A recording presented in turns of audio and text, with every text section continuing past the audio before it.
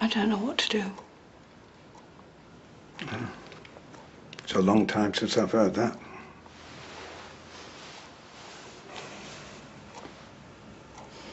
From what you've told me, you've done your bit. It's up to others now. Oh.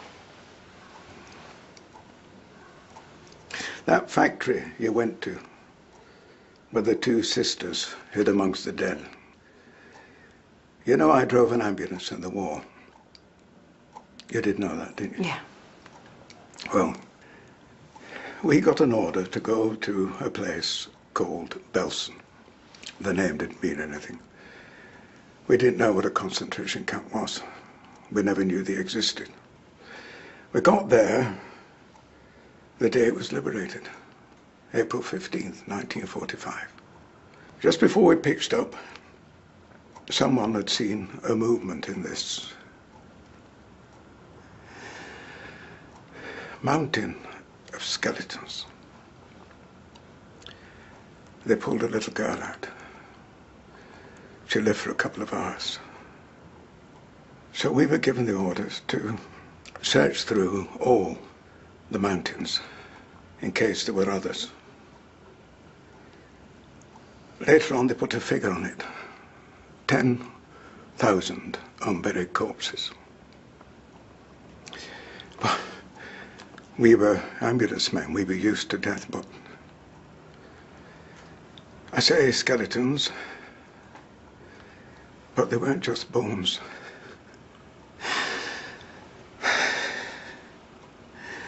They were men, women, children, who had been starved, gassed, and because the incinerators hadn't been working,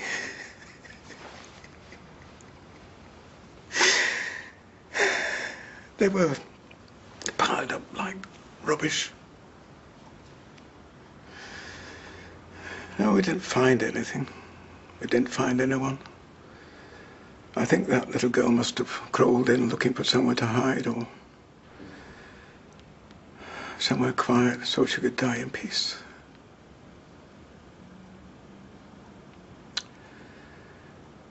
You know, up until about the age of 12, you were an angel.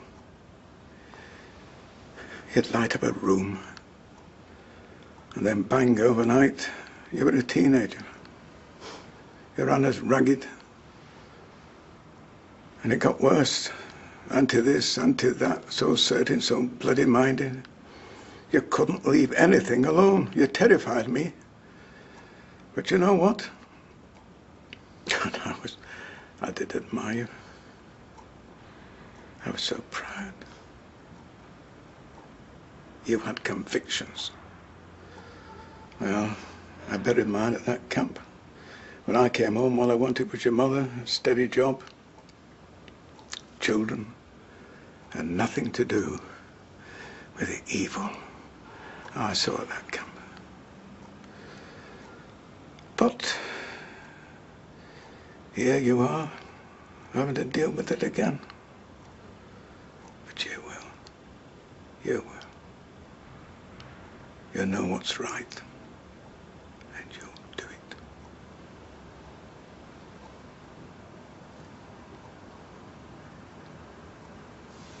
Thanks, Dad.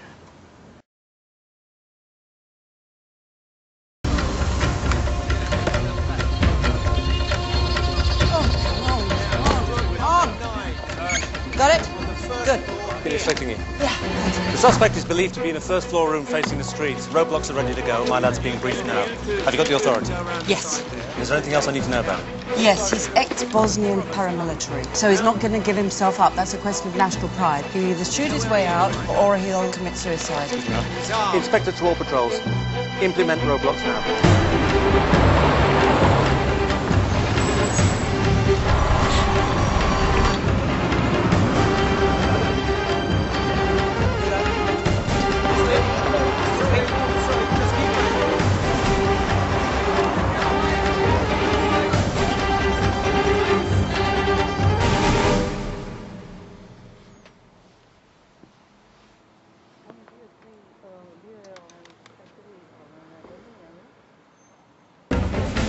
clear sight of the suspect. Repeat, I have clear sight.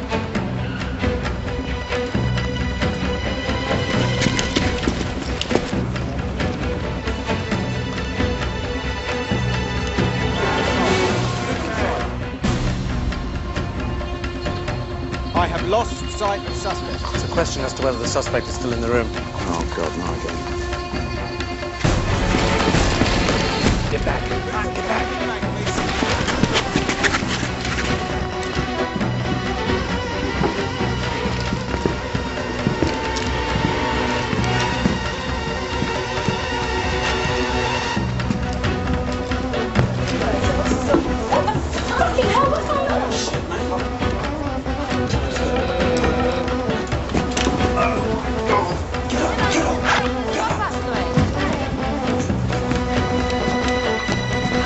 I'm not leaving anything.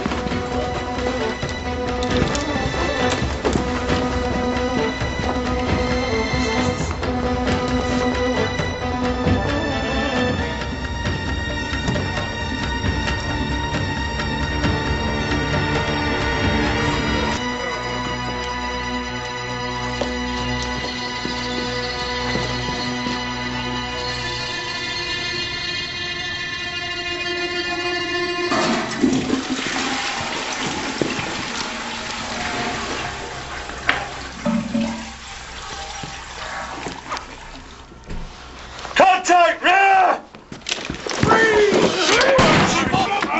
Give him to Michael, to your mind! Get back in! Give him to Michael, to your man, Pittsburgh! To your man, Michael!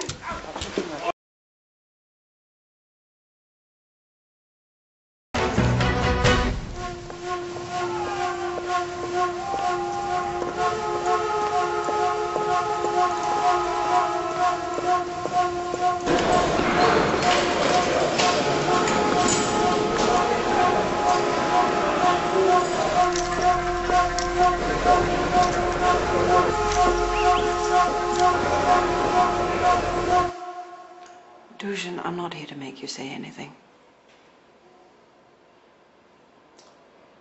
Your commander, Dragan Yankovic, won't be prosecuted. Even if you tell the truth about him, it won't make any difference.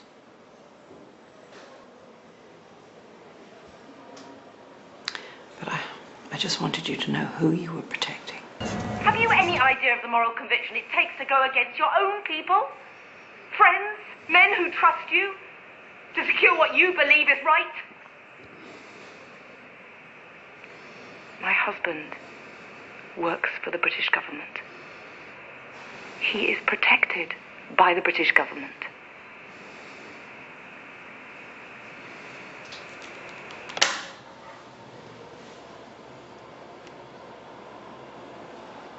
He tipped us off about where to find you. He knew that we'd come after you armed with guns. He was hoping that we'd kill you.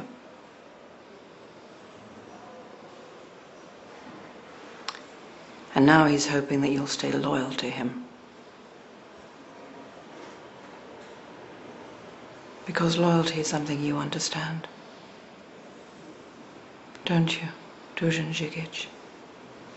But not him. And that's the difference between you.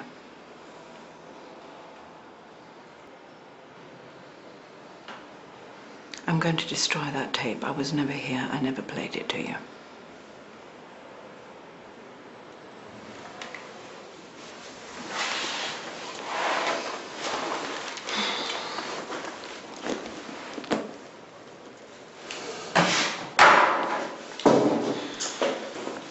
In my language, it's called a viaduct, a train that runs in the sky.